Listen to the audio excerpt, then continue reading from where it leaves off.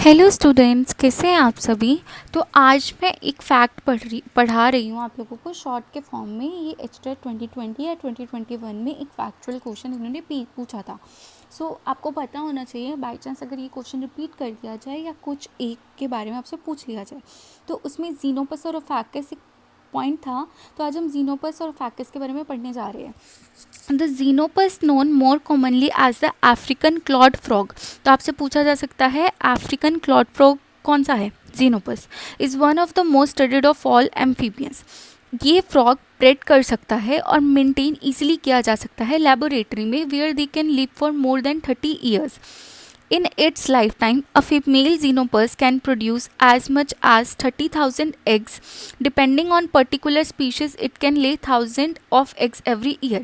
तो कहने का क्या मतलब है कि वेल स्टडीड जो है वो जीनोपस है, बहुत इजीली लेबोरेटरी में इसको ग्रो किया जा सकता है, ब्रीड किया जा सकता है, मेंटेन किया जा सकता है, जहाँ पे ये 30 साल से भी ज़्यादा रहते हैं।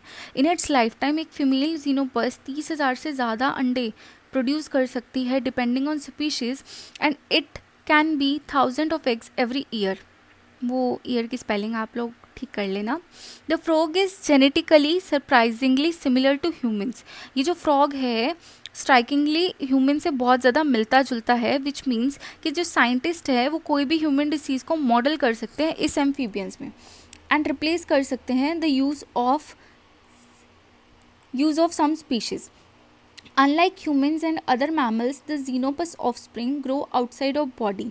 अब अनलाइक ह्यूमंस में जैसे अंदर बॉडी के हमारे डेवलप करता है बच्चा, इनका बच्चा जो है वो बॉडी के बाहर डेवलप करता है। Although eggs are initially opaque, starting में जो अंडे होते हैं वो ओपेक होते हैं, but within a couple of days they become transparent, enabling researcher to see how the tadpole grows at all. पर थोड़े दिनों के बाद वो ट्रांसपेरेंट हो जाता है और इसकी लाइफ साइकिल ईजिली पढ़नी हो जाती है कि टैडपोल की डेवलपमेंट इसमें हमें दिख जाती है। That's all about Xenopus. Then we have Ascaphus. Ascaphus को हम बोलते हैं द टेल्ड फ्रॉग।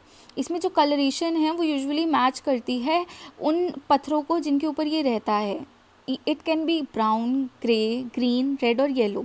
और इसकी जो नोज़ है वो ट्रायंगल है, नोज ट्रायंगल है और डार्किश आई स्ट्रिप है। Males have tail which is actually the male reproductive organ.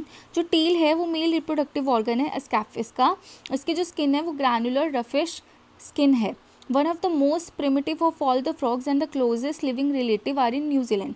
तो जीनोपस जो है वो बहुत ज़्यादा हम इजीली कल्चर करते हैं और बहुत ज़्यादा पढ़े जाने वाला फ्रॉग है। और जो एस्कैफिस है वो